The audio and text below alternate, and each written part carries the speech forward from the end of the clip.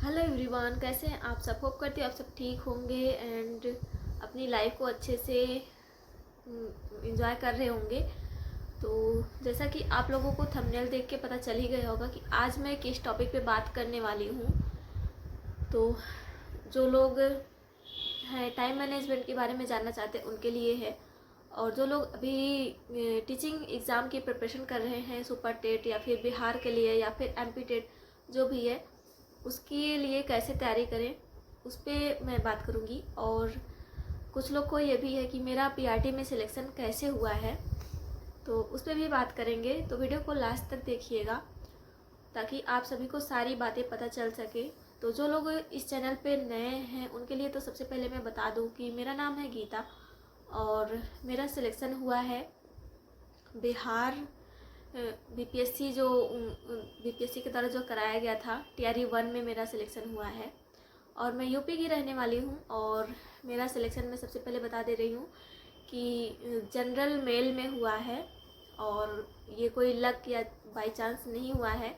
इसके लिए मैंने बहुत सारी मेहनत की है तब जाके मेरा सिलेक्शन हुआ है। और अभी मेरी पोस्टिंग है गया ज़िले में, तो उसी में बात करेंगे कि कैसे कैसे मैंने पढ़ाई की है और किस तरह से आप अपना टाइम मैनेजमेंट कर सकते हो पढ़ाई के लिए या फिर जॉब के लिए, कि किस तरह से मैं अभी अपना सब कुछ हैंडल कर रही हूँ।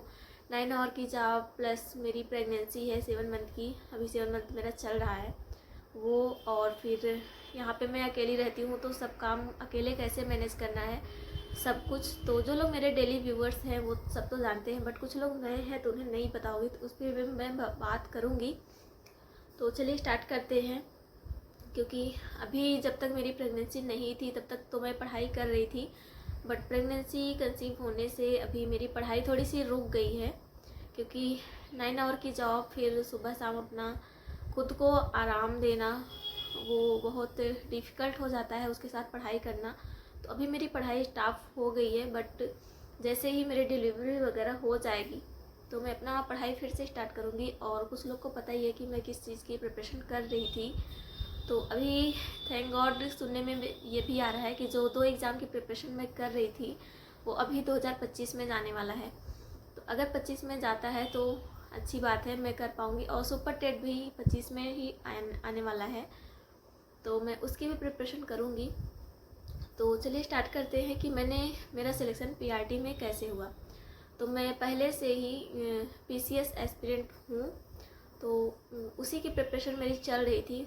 तो मैं एक शादी में गई हुई थी, तो उसी शादी में लास्ट जून का वो शादी था।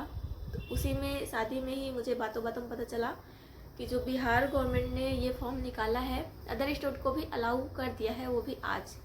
तो ये सुन के तो मेरे मन में हुआ कि चलो फॉर्म भरते हैं, क्योंकि मेरा सीटेट वगैरह पहले से ही क्वालिफाई था, डीएलएड मैंने किया हुआ था। तो फिर उस शादी से निपट के मैं घर आई, फिर मैंने फॉर्म वगैरह भरा। और टोटल अगर मिला जुला के कहें तो 1 महीने 5-7 दिन या 10 दिन इतने दिन का मुझे टाइम मिला हुआ था अपनी प्रिपरेशन के लिए। क्योंकि आप सबको पता है बीपीएससी ने जो सिलेबस दिया था बहुत डीप सिलेबस, मीन्स आप समझ लो को जो बीपीएससी पीसीएस की प्रिपरेशन करते हैं ना वो वाला सिलेबस था। तो वही सिलेबस मैंने भी डाउनलोड किया, देखा, और बहुत डीप में नहीं दिया, बस टॉपिक ये है सब्जेक्ट और कुछ टॉपिक्स दिए हुए थे और उसका डिटेल में एक्सप्लेनेशन नहीं दिया हुआ था। फिर भी मैंने टॉपिक वगैरह से पढ़े और सिलेबस को कंप्लीट किया। और ज़्यादा करके मैंने उस टाइम पे एनसीईआरटी से पढ़े थे और मेरे पास कुछ एडवांस बुक थी, उसको मैंने पढ़े थे। तो उन सभी को पढ़ के, और मैं सच बताऊँ तो जब एग्ज़ाम आने वाला था, क्योंकि उससे पहले मैंने लेखपाल का एग्ज़ाम दिया था और उसमें रिज़ल्ट आने वाला ही था और मेरे मार्क्स थे कि हाँ हो जाएंगे, तो ये था। और फिर मैंने केवीएस का भी दिया था, तो केवीएस में भी मेरे मार्क्स ऐसे थे कि उसमें भी लग रहा था कि हो जाएंगे। तो फिर उसके साथ ही मैं ये बिहार वाला भी प्रिपरेशन करने लगी। तो जब उस टाइम पे मैं प्रिपरेशन कर रही थी तो अभी के टाइम पे मुझे लोग बोलते हैं कि कुछ लोग हैं जो आके बोलते हैं कि कौन सा झंडा गाड़ दिया है सिलेक्शन लेके, ये वो बहुत कुछ बातें बोलते हैं, बट मैं इग्नोर कर देती हूँ। लेकिन उस टाइम का अगर एक वीडियो है, मैं दिखा दूँगी कि जब मैं प्रिपरेशन कर रही थी ना, मुझे इतना ज़्यादा टेंशन हो गया था कि एग्ज़ाम ये निकलेगा या नहीं निकलेगा। और मुझे तो दिन में तो जो मैं पढ़ती ही थी, फिर मुझे रात को भी नींद आना बंद हो गया था। और एक टाइम ऐसा आ गया था ना फ्रेंड्स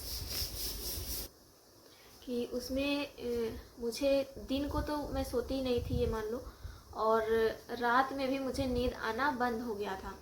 तो एक दिन मुझे ऐसा हुआ कि मैं सोने की कोशिश कर रही हूँ, मेरे आँखों में तो नींद होता था बट माइंड में मुझे नींद ही नहीं आती थी, और ऐसे ही कई दिनों तक चलता रहा। तो एक दिन ऐसा हुआ कि मैंने सोने के लिए खुद को अपने ही गाल पे अपने हाथों से इतने चाटे मारे, और मैं रात को रोती थी कि मुझे नींद नहीं आ रही है। अगर आप में से किसी के साथ ऐसा होता है तो मुझे ज़रूर बताइएगा, क्योंकि मैं ये समय झेल चुकी हूँ। और हो सकता है आप में से भी कई लोग ऐसे हैं जो प्रिपरेशन कर रहे हो, सिलेक्शन ना हो रहा हो, और उन्हें भी ये प्रॉब्लम झेलनी पड़ रही होगी। तो मैंने भी वो टाइम फेस किया है, खुद के हाथों से खुद को थप्पड़ मारे हैं कि नींद के लिए नहीं, नींद आने के लिए। तो मुझे नींद नहीं आती थी, तो ऐसे ही मुझे सोते सोते 2-2:30 बज जाते थे, और तब जाके मुझे नींद आती थी। तो ऐसे ही पढ़ पढ़ के मैंने दिन रात मेहनत करके तब जाके मुझे सिलेक्शन मिला है। और कुछ लोग अभी पूछेंगे कि मेरे कितने मार्क्स थे, तो मेरे 79 मार्क्स आए हुए थे आउट ऑफ 120। और हम लोग के टाइम पे जो लैंग्वेज वाला पेपर था वो 100 नंबर का हुआ था, तो उसके अलग से मार्क्स बने हुए थे, जिसमें से वो लाना अनिवार्य था कितना होता है। एंड इस तरह से फिर मैंने अपनी पढ़ाई की, और मैंने क्या क्या पढ़ा था। और अभी आप TRE 4 की अगर प्रिपरेशन करना चाह रहे हो तो किस तरह से पढ़ोगे, तो आपको NCERT पढ़नी है, 6 to लेके 8 तक का। आप 5 का भी पढ़ सकते हो। और कौन कौन सा सब्जेक्ट पढ़ना है, हिस्ट्री पढ़ना है, जियोग्राफी पढ़ना है, पॉलिटी पढ़ना है, साइंस तो पढ़ना ही पढ़ना है। एंड सॉरी, मुझे कोल्ड हो गया है। मैथ्स भी लगानी है। उसके बाद बिहार का SCERT बुक्स पढ़ना है, क्योंकि उसमें से बहुत सारे क्वेश्चन ऐसे हैं जो SCERT से डायरेक्ट पूछे जाते हैं। और साइंस तो सेम ही हो जाता है दोनों का, तो साइंस बहुत अच्छे से पढ़ना है, क्योंकि साइंस के जो क्वेश्चन होते हैं वो डायरेक्ट पूछे जाते हैं। तो आपको NCERT पढ़नी है और SCERT पढ़नी है। अगर इसके बाद आपका कोई मीन्स टाइम बचता है इतना पढ़ने के बाद, तो आप एडवांस बुक पढ़ सकते हो। तब जाके आप मुझे कमेंट्स करिएगा कि एडवांस बुक कौन कौन सी मैंने पढ़ी थी। वैसे मैंने वीडियो बनाई हुई है कि TRE 4 की प्रिपरेशन आप कैसे कर सकते हो, तो आप वो वीडियो देख सकते हो। थोड़ा सा स्क्रॉल करोगे तो आ जाएगा। तो बस यही है कि सफलता जो होती है परिस्थितियों की मोहताज नहीं होती है। जो भी हाउसवाइफ या फिर कोई भी है, फीमेल है, शादी हो गई है, अपना सब कुछ घर का काम भी करना है, पढ़ाई भी करनी है, तो अगर आप थोड़ा सा टाइम निकालोगे ना अपने लिए तो ज़रूर पढ़ पाओगे। ऐसा नहीं है कि नहीं पढ़ सकते, थोड़ा सा टाइम निकालोगे तो ज़रूर पढ़ लोगे। और एक दिन जो आप चाहते हो सफलता आपके हाथों में होगी, वो ज़रूर हो जाएगा। और ऐसे ही सभी लोग अपने कठिन परिस्थितियों में पढ़ के ही सफलता को पाते हैं। और जिनकी आराम की ज़िंदगी होती है ना, आराम की ज़िंदगी वालों को कभी सक्सेस मिलता नहीं, क्योंकि वो आराम में ही अपना टाइम खो देते हैं। तो मेहनत करते रहिए और इसी तरह से आगे बढ़ते रहिए। और अभी मैं प्रिपरेशन कर रही थी UPPCS की ही, जॉब के बाद ही, और RO की। अभी अगर यूपी में सुपर टेट आता है तो मुझे उसकी प्रिपरेशन करनी ही करनी है, क्योंकि मुझे अपने होम स्टेट में जाना है, क्योंकि मेरे हस्बैंड का जॉब वहीं पे है यूपी में ही, तो मुझे भी किसी तरह से करके वहीं जाना है। एंड देखते हैं, अभी जनवरी तक मेरी डिलीवरी हो जाएगी, तो फिर उसके बाद फिर पढ़ाई स्टार्ट करेंगे।